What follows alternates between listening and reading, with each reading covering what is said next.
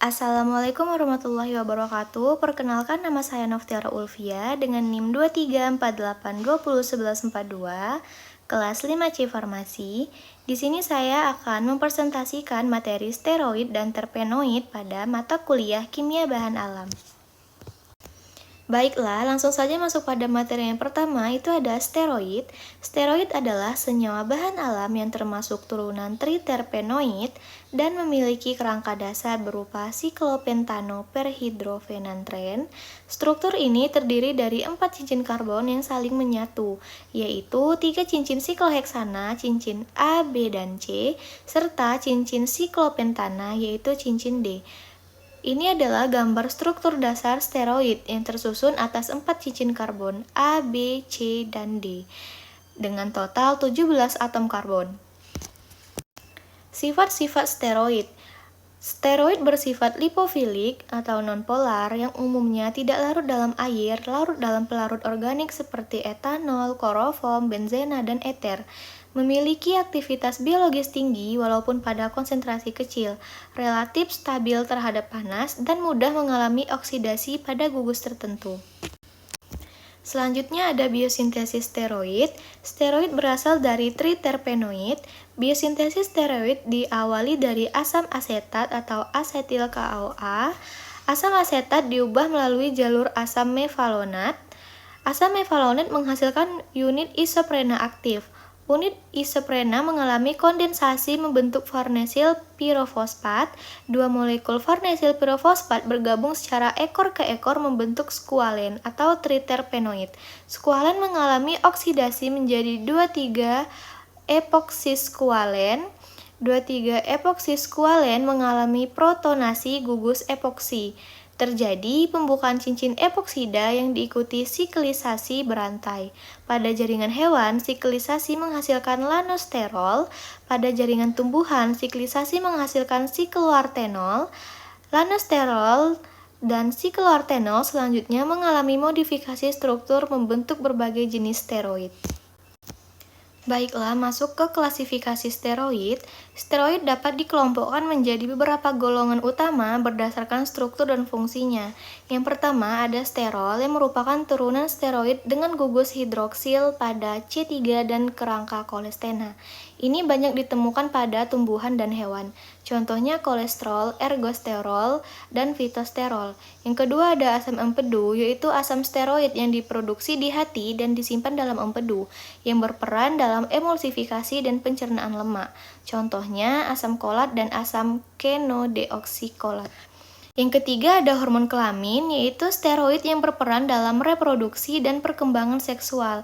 Ini terdiri dari androgen seperti testosteron, estrogen seperti estradiol, dan progesteron. Yang keempat itu ada hormon adrenokortikoid yang diproduksi oleh korteks adrenal dan berfungsi dalam pengaturan metabolisme dan keseimbangan tubuh, seperti mineral okortikoid yang mengatur elektrolit dan cairan. Yang kelima ada aglikonkardio atau disebut dengan glikosida jantung, yaitu bagian non-gula dari glikosida jantung, kardenolida dan bufadienolida yang memiliki efek kardiotonik. Contohnya strofantidin. Yang keenam ada sapogenin yang merupakan aglikon saponin yang umumnya terglikosilasi pada C3. Materi selanjutnya itu ada terpenoid. Terpenoid adalah senyawa bahan alam yang tersusun dari satuan isoprena C5H8 atau turunannya dan dikenal juga sebagai isoprenoid. Terpenoid dibiosintesis melalui jalur mevalonat atau MEP serta banyak ditemukan pada tumbuhan, hewan, dan mikroorganisme dengan peranan sebagai minyak atsiri, pigmen, hormon, dan senyawa bioaktif. Struktur dasar terpenoid terdiri dari penggabungan unit isoprena C5H8 secara kepala ekor. Jumlah unit isoprena yang bergabung menentukan jenis dan klasifikasi terpenoid. Terpenoid dapat berbentuk rantai terbuka maupun siklik. Selanjutnya, sifat-sifat terpenoid umumnya bersifat nonpolar atau lipofilik, tidak larut dalam air, larut dalam pelarut organik seperti etanol, eter, dan kloroform. Mudah menguap, terutama terpenoid rantai pendek. Memiliki aroma khas dan beberapa bersifat termolabil dan mudah teroksidasi. Selanjutnya, biosintesis terpenoid. Memiliki dua jalur. Yang pertama, jalur asetat mevalonat. Jalur ini terutama berlangsung di sitosol sel tumbuhan dan hewan. Biosintesis diawali dari asetil CoA. Dua molekul asetil CoA mengalami kondensasi membentuk asetoasetil CoA. Asetoasetil CoA bereaksi dengan satu molekul asetil CoA menghasilkan HMG CoA. HMG CoA direduksi menjadi asam mevalonat.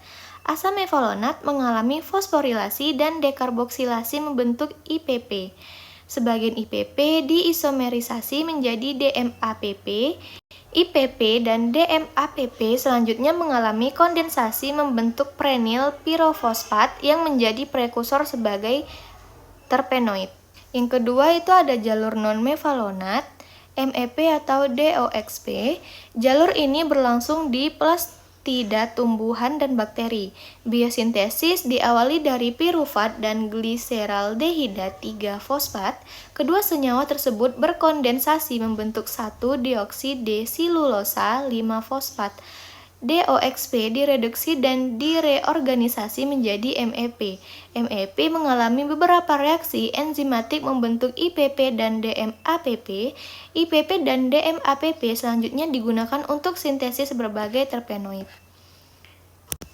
Selanjutnya masuk klasifikasi terpenoid. Terpenoid diklasifikasikan berdasarkan jumlah unit isoprena, yaitu yang pertama monoterpenoid yang tersusun atas 2 unit isoprena C10 dan banyak ditemukan dalam minyak atsiri, contohnya mentol. Yang kedua sesquiterpenoid yang tersusun atas 3 unit isoprena C15, contohnya farnesol. Yang ketiga ada diterpenoid yang tersusun atas 4 unit isoprena atau C20, contohnya itu ada fitol, giberelin. Yang keempat, triterpenoid yang tersusun atas 6 unit isoprena atau C30, contohnya squalena.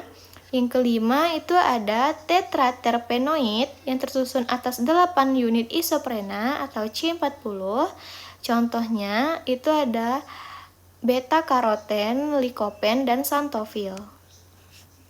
Sekian presentasi materi dari saya, kurang dan lebihnya saya mohon maaf. Saya akhiri dengan wassalamualaikum warahmatullahi wabarakatuh.